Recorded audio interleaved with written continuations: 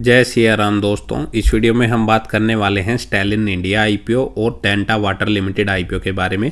दोनों ही आईपीओ को मैं इस वीडियो में कंपेयर करूंगा, क्या कंपनियां बिजनेस करती है, उनके फाइनेंशियल्स कैसे हैं, कितने करोड़ रुपए का ये इशू साइज लेके आई है, कौन से आईपीओ का ग्रे मार्केट प्रीमियम ज़्यादा चल रहा है, दोनों में से किस आईपीओ में हमें अप्लाई करना चाहिए, किसको अवॉइड करना चाहिए। ये सारी ही बातें मैं इस वीडियो में कवर करूंगा, तो लास्ट तक वीडियो को जरूर देखिएगा। अगर हम सबसे पहले इनके बिजनेस की बात करें तो अगर मैं स्टैलिन इंडिया आईपीओ की बात करूं तो इसकी जो स्थापना है 2002 में हुई थी और mainly company refrigerant and industrial gases बनाने का ये कंपनी काम करती है। कंपनी फ्लोरोकेमिकल बनाती है जो वेरियस टाइप ऑफ इंडस्ट्रीज में यूज होते हैं, जैसे हमारा pharmaceutical, health care, glass bottle making, aerosol production, semiconductor industries, और इनकी डिमांड भी मार्केट में काफ़ी ज़्यादा रहती है। इसके अगेंस्ट में अगर हम डेंटा वाटर कंपनी के आईपीओ की बात करें तो इस कंपनी की जो स्थापना है अभी 2016 में हुई थी, मतलब 7-8 साल ही इस कंपनी को हुए हैं। और कंपनी जो मेनली वाटर एंड इंफ्रास्ट्रक्चर के जो प्रोजेक्ट है वो करती हुई नज़र आ रही है। उनका डिज़ाइन, इंस्टॉलेशन, कमीशनिंग पूरा का पूरा ये कंपनी काम अपना खुद से ही करती है।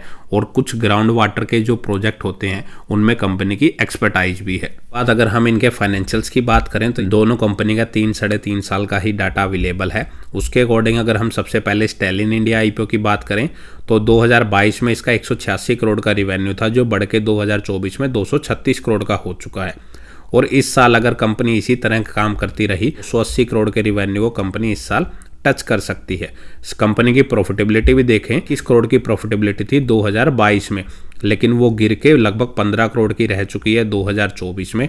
और इस फाइनेंशियल ईयर में अगर हम देखें तो अप्रोक्स 32 करोड़ का प्रॉफिट कंपनी करती हुई नजर आ रही है और कंपनी के ऊपर 81 करोड़ का कर्जा देखने को मिल रहा है। और इसके अगेंस्ट में अगर हम डेंटा वाटर आईपीओ की बात करें तो इस कंपनी का अगर आप रिवेन्यू देखेंगे पिछले 3 सालों का तो वो 120 करोड़ से बढ़ के अप्रोक्स 250 करोड़ के आसपास हो चुका है 2024 में।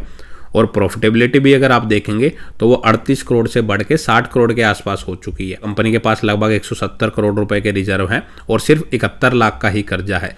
तो फाइनेंशियल्स वाइज अगर हम दोनों कंपनियों को कंपेयर करें तो डेंटा वाटर कंपनी का जो फाइनेंशियल्स है वो काफ़ी बेटर नज़र आ रही है और काफ़ी तेज़ी से ये कंपनी ग्रोथ करती हुई नज़र आ रही है। इसके बाद अगर हम मार्केट कैपिटलाइजेशन की बात करें तो स्टैलिन इंडिया कंपनी की जो मार्केट कैप है वो 713 करोड़ की है और डेंटा वाटर कंपनी आईपीओ की वो 784 करोड़ की है। आसपास ही दोनों कंपनियों की जो मार्केट कैप है वो नज़र आ रही है। स्टैलिन कंपनी के आईपीओ का डेब्ट टू इक्विटी रेशियो 0.5 का है, वहीं इसके अगेंस्ट में डेंटा वाटर एक ऑलमोस्ट डेट फ्री कंपनी यहाँ पे नज़र आ रही है। और अगर वैल्यूएशन देखें दोनों कंपनियों की तो दोनों कंपनियां काफ़ी रीजनेबल वैल्यूएशन पे अपने आईपीओ को लेके आ रही है, ना वो ज़्यादा महंगी है ना वो ज़्यादा सस्ती है। इसके बाद अगर मैं आईपीओ की डेट्स की बात करूं तो सबसे पहले स्टैलिन इंडिया आईपीओ की बात करूं तो वो 16 जनवरी को खुला था और कल यानी मंडे को 20 जनवरी के दिन क्लोज हो जाएगा। 85 से 90 रुपये पर शेयर इसका प्राइस बैंड रखा गया है।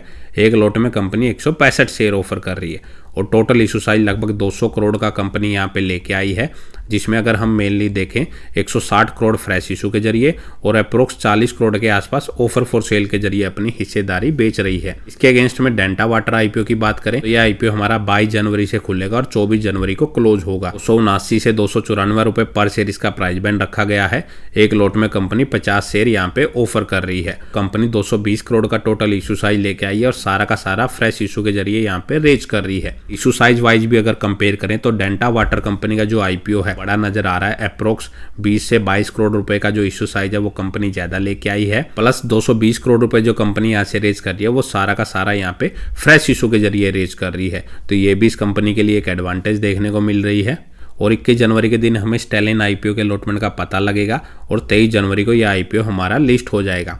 इसके अगेंस्ट में डेंटा वाटर आईपीओ की बात करें तो 27 जनवरी के दिन इसके अलॉटमेंट का पता लगेगा और 29 जनवरी को यह आईपीओ मार्केट में लिस्ट हो जाएगा। और दोनों ही आईपीओ में लगभग 35% का जो कोटा है वो रिटेल कैटेगरी के लिए रिजर्व रखा गया है। हम इसके बाद इनके लेटेस्ट ग्रे मार्केट प्रीमियम की बात करें तो सबसे पहले अगर मैं स्टैलिन आईपीओ की बात करूँ, इसका जो ग्रे मार्केट प्रीमियम वो 43 रुपए के आसपास चल रहा है, जो कि अप्रोक्स 50% के आसपास चलता हुआ नजर आ रहा है। और इसके बाद अगर मैं डेंटा वाटर आईपीओ की बात करूं, इसका ग्रे मार्केट प्रीमियम 145 रुपए के आसपास चल रहा है, जो कि लगभग 49% के आसपास चलता हुआ नजर आ रहा है। तो दोनों ही कंपनी का जो ग्रे मार्केट प्रीमियम है वो अप्रोक्स 50% के आसपास चलता हुआ नजर आ रहा है। तो दोनों ही आईपीओ आपको काफी अच्छा लिस्टिंग इन बना के दे सकते हैं। पैरामीटर वाइज अगर हम कंपेयर करें तो डेंटा वाटर कंपनी का जो बिजनेस है और उसके फाइनेंशियल्स भी काफ़ी बेटर नज़र आ रहे हैं एज़ कम्पेयर टू अगर हम स्टैलिन इंडिया IPO की बात करें। लेकिन डेंटा वाटर कंपनी ने पिछले जो 2.5-3 साल में ग्रोथ दिखाई है उस कंपनी के मुकाबले काफ़ी बेटर दिखाई है। और इशू साइज वाइज भी अगर कंपेयर करें तो डेंटा वाटर कंपनी का IPO का इशू साइज थोड़ा ज़्यादा नज़र आ रहा है, तो इस IPO में आपको लॉटमेंट मिलने के जो चांसेस है वो ज़्यादा हैं। बाकी दोनों ही कंपनियों के पैरामीटर और फाइनेंशियल्स मैंने आपको बता दिए हैं, आप अपना खुद से एनालिसिस करके अपना डिसीजन ले सकते हैं कि किस IPO को अप्लाई करना है, किस IPO को अवॉइड करना है। बाकी मैं दोनों ही IPO को अप्लाई करने वाला हूं, क्योंकि दोनों ही IPO का जो ग्रे मार्केट प्रीमियम है वो काफ़ी अच्छा चलता हुआ नज़र आ रहा है। लेकिन ये कोई श्योरिटी नहीं है कि अभी 50% के आसपास वो ग्रे मार्केट प्रीमियम चल रहा है, तो लिस्टिंग के टाइम में भी इसमें गिरावट भी आ सकती है या ये बढ़ता हुआ भी नज़र आ सकता है। वो डिपेंड करेगा कि लास्ट डे तक इनमें कितना सब्सक्रिप्शन होता है, प्लस मार्केट में पॉजिटिविटी रहती है या नहीं रहती है। तो इस वीडियो में इतना ही। अगर आपको वीडियो अच्छी लगी तो वीडियो को लाइक करें और चैनल को सब्सक्राइब करना ना भूलें।